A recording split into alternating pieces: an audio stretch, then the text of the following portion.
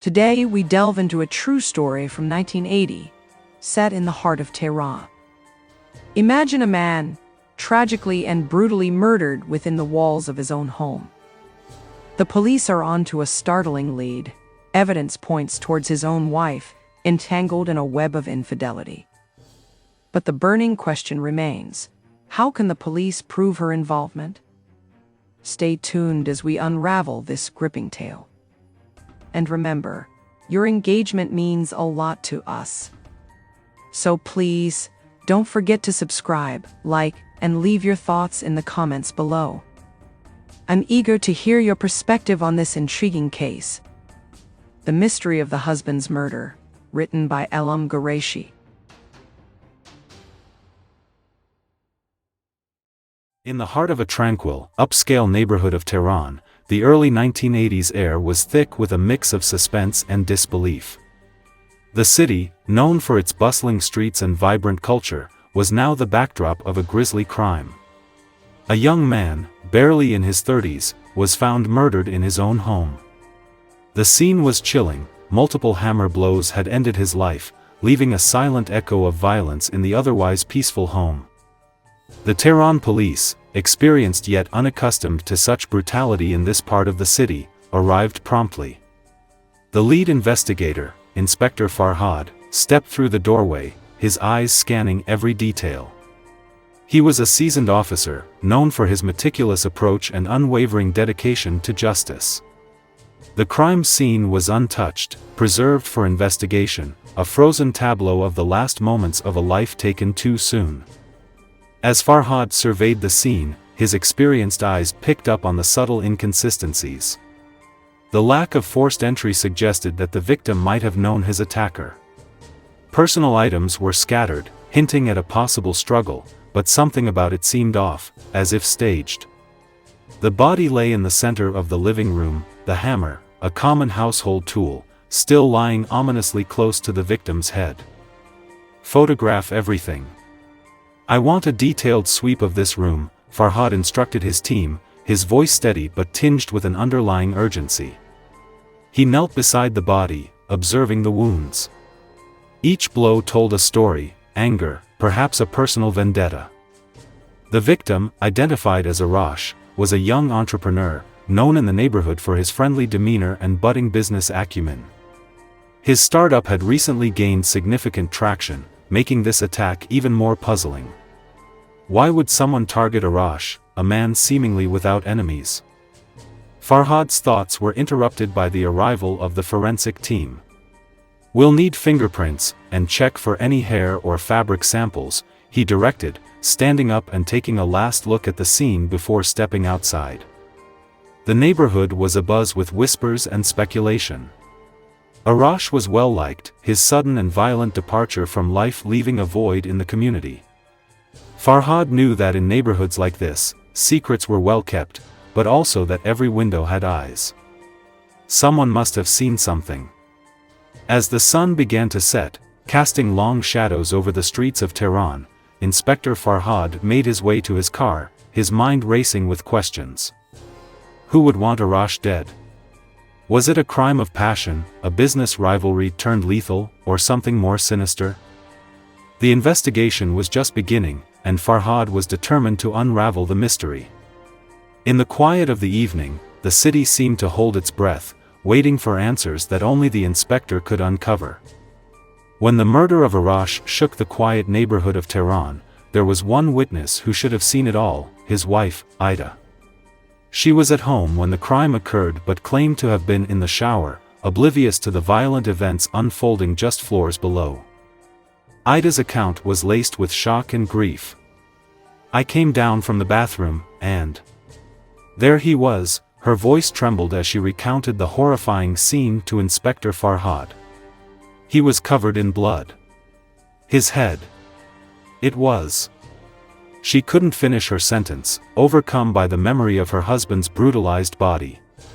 The severe blows to his head had caused a skull fracture, an image that now haunted her. Without hesitation, she had called the police, her mind reeling from the shock. Adding to the complexity, Ida reported that some of their jewelry was missing.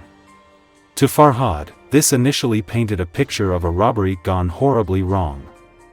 Such cases were not uncommon, a burglary escalating into violence, yet something about this narrative didn't sit right with him. Farhad walked through the crime scene again, his seasoned instincts picking up on nuances. The excessive brutality of the attack was what stood out.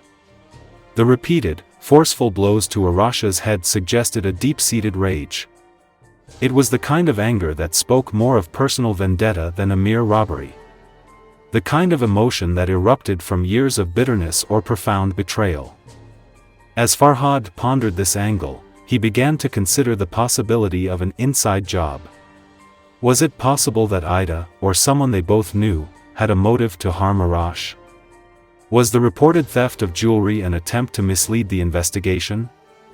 The inspector knew that the key to solving this case lay in understanding Arash and Ida's life, their relationships, their business dealings, their social circles. He decided to delve deeper into their background, looking for any clues or conflicts that might shed light on the motive for such a vicious murder. Farhad arranged for a detailed background check on both Arash and Ida, seeking out friends, colleagues, and acquaintances who might offer a glimpse into their personal and professional lives. As the pieces of the puzzle slowly began to fit together, Farhad felt the grip of a complex web of secrets and lies. But he was determined to unravel it, to bring justice to a life brutally cut short. The investigation was moving into a new phase, one that would require all of Farhad's experience and intuition. The truth was there, hidden beneath layers of deception and emotion, and he was intent on uncovering it. The investigation into Arasha's murder took a significant turn with the latest reports from the crime scene experts and the forensic doctor. These findings added layers of complexity to the case, guiding Inspector Farhad down a path of new hypotheses and suspicions. The experts were confident that the scene of the break-in was staged. The lock on the door appeared to have been broken from the inside, not forced open by an outsider. This suggested that Arash had willingly opened the door for his killer, implying that the perpetrator was someone he knew, someone he trusted enough to let into their home without suspicion. This revelation narrowed the field of suspects considerably. Farhad's mind raced through the possibilities: a friend, a business associate, or even a family member. The trust Arash had in this person was his undoing. The forensic doctor's analysis added another piece to the puzzle. The blows to Arasha's head were delivered from behind, indicating a surprise attack. This level of calculation and brutality pointed towards a premeditated act rather than a spontaneous outburst of violence. Furthermore, the force and angle of the strike suggested the assailant was not just taller than Arash but also possessed considerable strength, leading to a high likelihood that the killer was a man. These details shifted Farhad's focus. He began to re-examine the list of Arasha's known associates and friends, looking for men who fit this physical description. He also revisited Ida's testimony. While it was possible she was genuinely unaware of the murder happening while she was in the shower, Farhad couldn't shake off a nagging doubt. Her reaction, her statements, the reported theft, all needed to be scrutinized under this new light. Farhad also considered the possibility of hired crime. Could someone have paid for this murder? If so, the motive could be deeply buried in Arasha's personal or professional dealings. He ordered a thorough investigation into Arasha's business, probing for any disputes, threats, or unusual financial activities that might have led to such a drastic measure. As the pieces of the puzzle began to fit together, Farhad found himself entangled in a web of deception, where trust was a double-edged sword and relationships bore hidden truths. The more he uncovered, the more complex the case became. But Farhad was determined to chase down every lead, to follow every thread, until the veil of mystery was lifted, and justice was served. Inspector Farhad's investigation into the life of Arash revealed a man seemingly without enemies, a person known for his kindness and good nature. However, as he dug deeper, a different picture began to emerge, particularly concerning Arasha's marriage. The neighbors' accounts painted a portrait of a relationship fraught with discord and strife, contradicting the image of a harmonious household. According to the neighbors, Arash and Ida's marriage had been turbulent for quite some time. Loud arguments were a common occurrence, echoing through the walls of their home. It was a side of their life that they couldn't conceal from the outside world, a stark contrast to the public facade of a happy couple. Most revealing was the information that Ida had attempted to file for divorce on multiple occasions. In Iran, during the 1980s, the right to divorce was predominantly in the hands of the husband, leaving Ida in a powerless position. Despite her efforts to end the marriage, Arash had consistently refused. "I love Ida, and I don't want to divorce my wife," he reportedly told friends and neighbors, an assertion that seemed increasingly hollow against the backdrop of their frequent conflicts. This new information forced Farhad to reconsider Ida's role in the whole scenario. Her earlier statements, her claim of being in the shower during the murder, and the conveniently missing jewelry, all took on a new light in the context of a troubled marriage and her repeated attempts to leave it. Farhad decided to bring Ida in for further questioning.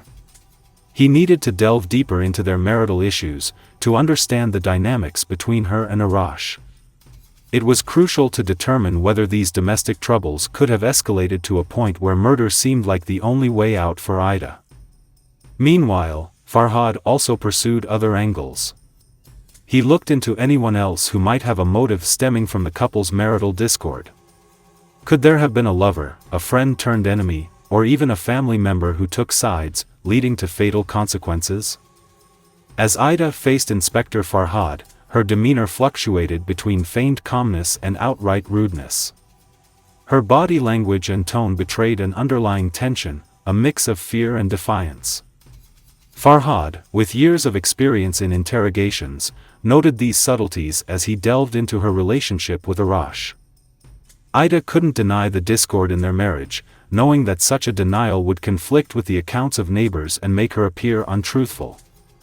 "Yes, I had disagreements with Arash, but I didn't want him to die," she asserted.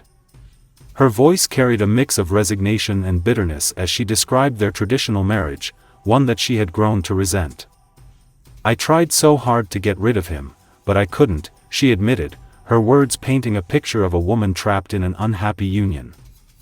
Farhad's questioning then turned to the reported theft. "You mentioned that some jewelry was stolen. Can you provide the purchase invoices or any photographs of these items?" he asked, scrutinizing her reaction closely. Ida responded affirmatively, but her subsequent explanations were inconsistent. The details and the value of the supposedly stolen jewelry varied with each telling.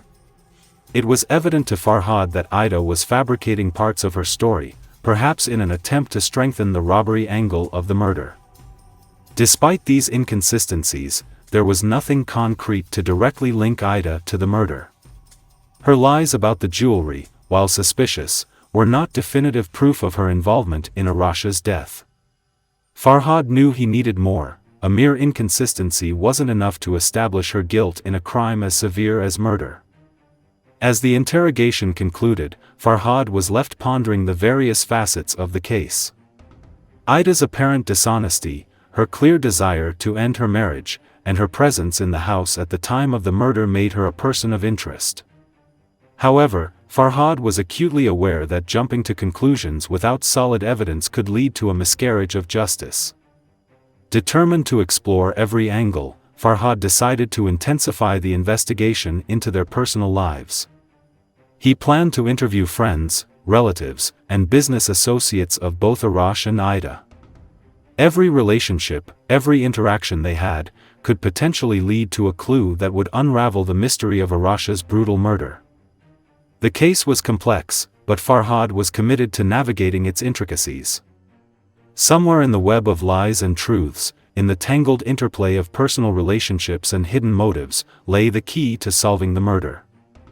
Inspector Farhad, convinced that Ida held the key to unraveling the mystery of Arash's murder, decided to take a more covert approach. He knew that direct evidence linking her to the crime was lacking, so he opted for discreet surveillance to monitor her movements and communications. It was a strategy born out of necessity, a way to observe Ida's life without the intrusion of direct questioning, which might alert her or cause her to become more cautious. For 2 months, Farhad and his team kept a close watch on Ida. They tapped her phone lines, monitored her social interactions, and tracked her movements throughout Tehran. Every conversation was recorded, every meeting noted, in the hope that something, anything, might emerge to shed light on the case. However, the surveillance yielded nothing out of the ordinary. Ida's life, post the tragedy, seemed to continue without any unusual contacts or suspicious interactions. Her phone conversations were mundane, mostly involving family and friends, and her movements appeared to be those of someone trying to move on from a personal tragedy.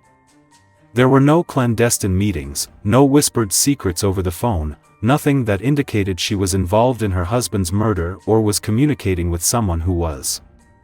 As weeks turned into months, Farhad felt the weight of the case.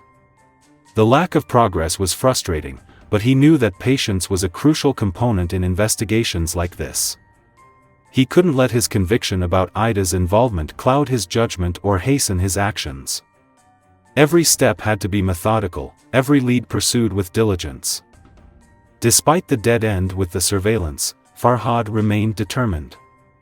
He started revisiting the case from different angles, re-examining the evidence, and going over witness statements again.